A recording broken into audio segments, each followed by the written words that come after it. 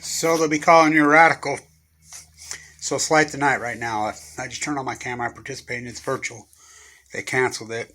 So it'll be 9 years this week. I was given 2 months to live. And so I'm participating right now in the Survivor Circle. It's virtual.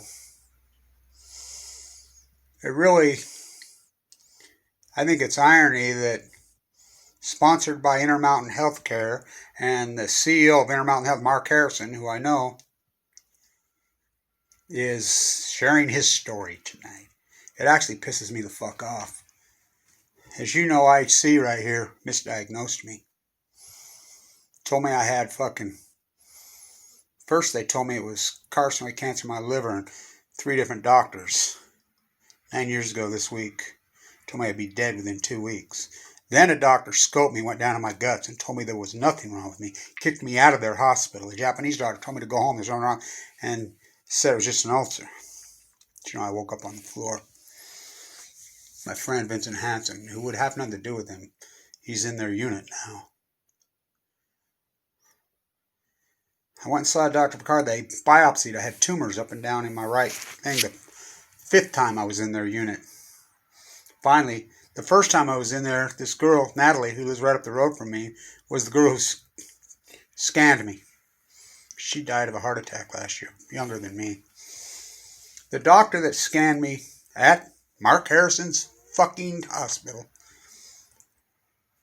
obviously never even looked at the scan. He told me that I was uninsured. He told me I had an elevated white count. It was just some food poisoning. Go home. Well, I went home. It got worse. I mean, it got violently worse. I went back. It was a Friday. I turned around and went back again. Finally, a woman doctor, gone for a long time, come in. She had tears in her eyes. You're plumb full of tumors, slapped around your lower masseter up into your right. It's cancer. I've got the oncologist on call talking to us. He's headed in here right now. He's going to meet you up there, checking you in right now. So I went in up to the rooms on a Friday afternoon. I met him right at the door. He was looking at the scan. He says, come here. I said, well, tell me what you think. So I've been looking at it. We've been discussing it through a bunch of us. He says, it's in your liver. Looks bad to me. What do you think? Tell me. I said, just tell me. He says, I think you maybe got 2 months to live. Next guy come in my room, told me some story about it. I've got 6 weeks to live. My daughter come up there. So surreal and so horrible. They scoped me in the middle of the night. Dr. Taos told me, well, you got a hole in your stomach, and I don't think that is a cancer tumor in your liver. I see the tumors. I think it's carcinoid cancer. Okay. Next doctor in the morning, because my new grandson and my daughter stayed with me that night and had a fit, kicked me out of the room. Told me to go home. Oh, okay, whatever. So then I went back. I'm dying. My daughter found me on the floor, passed out, all but dead. I go back into Mark Harrison's fucking hospital. Threw down my stock report. I says, I have $1 million. Don't fuck with me. It's cancer.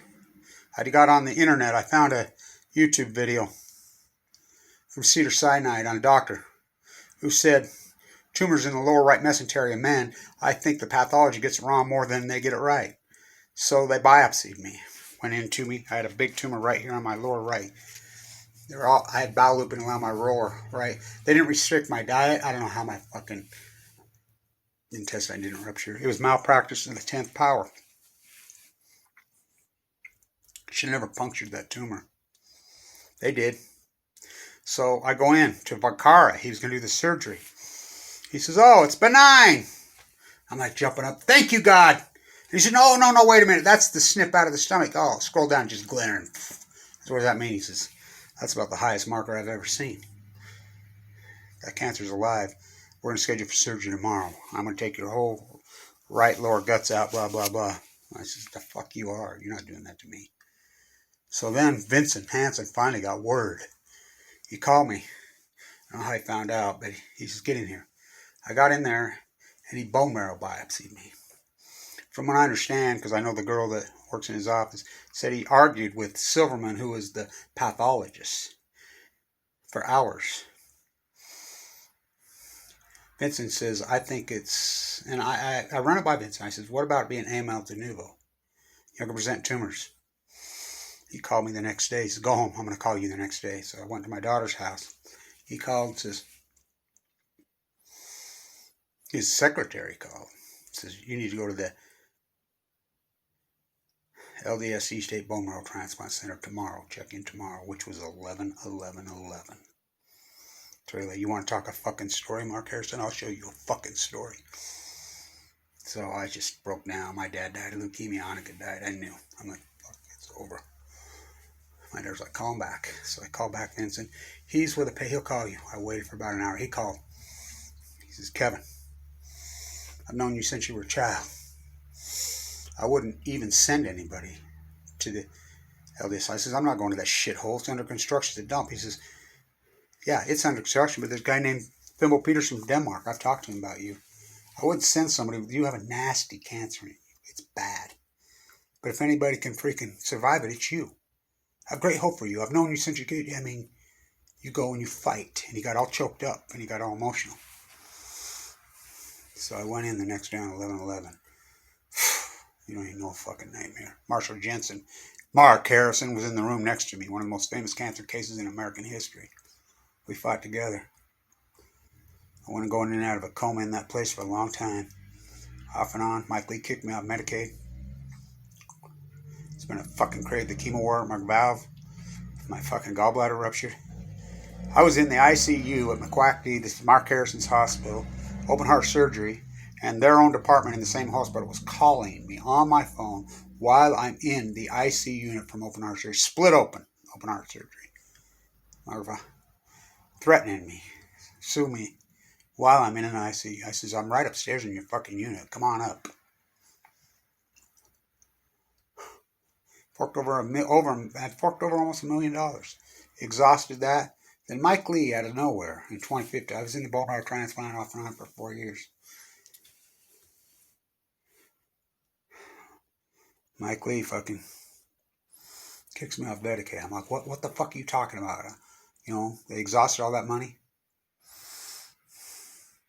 Vincent Hansen saved my life. So, Marshall Jensen's dead. Everybody that was in that unit. I see Carter Hennessy's husband is the highest money raiser, which $13,000, that's all you can fucking raise. Come on, Mark Harrison. Fork over a few million, you fucking cheap bastard. It's not even your money. That's all you guys can raise? Fuck. Carter Hennessy, Marshall Jensen, Judy, Dana, Mrs. Glauser, Tracy. Everybody that I was in there with, they're all dead. Every fucking one of them's dead. It's fucking heartbreaking. It's a hallowed time at fucking like the 9. It's been this fucking 9 years has been fucking brutal as hell. I was too sick for a bone marrow transplant. My platelets were after 3 rounds of chemo, the radiation up and down me. We decided not to have the transplant. Fimbo said he thought it would kill me. I agreed. We agreed. I've had 12 bone marrow biopsies. I finally made a decision I can't do those bone marrow. They're too fucking brutal. The waiting, the pain, no more PET scans. So we've been flying blind for a long time. I'm still alive. Vincent and Fimbo says I'm the greatest fucking miracle they've ever seen in their career. Go talk to him, Mark Harrison. He's in your fucking unit. I'm still alive.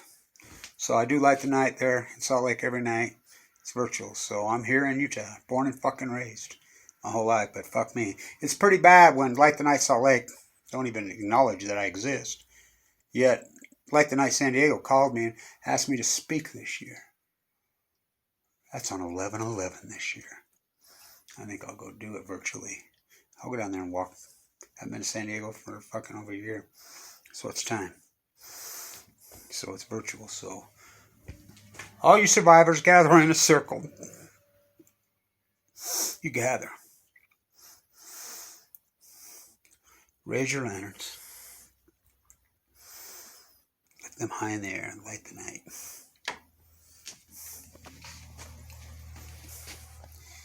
Thank you, everybody, for supporting this. Thank you to the doctors and nurses at LDS. You say, I'm so happy to be alive. I'm still battling. I've had a fucking setback this week. My platelet count's fucking very low. I have no insurance. I have no fucking thanks to Mark Harrison, ICU, but he's speaking right now. Fuck, what a fucking joke. Thank you, everybody, who supported this historic work.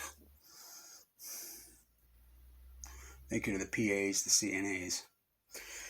To everybody who's lost a loved one. I fight for you every day. I fight for Carla every day. I fight for Marshall. I'll never let their legacies fucking die as long as I'm alive.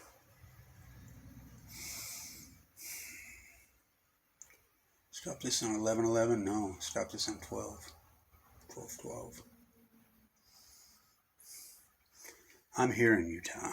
Born and raised here in Utah. Mark Harrison's not. He's speaking to light the fucking night.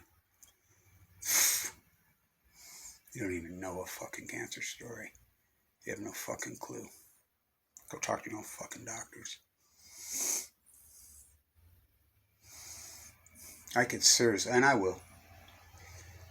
I'll get serious after I get through this fight, and I'll go raise some money for the bone marrow acute. By the way, Fimbo's moved to Boise, following the work. Really? That's all you fuckers can raise? Pretty pathetic and sad, actually. Multi-billion-dollar corporation.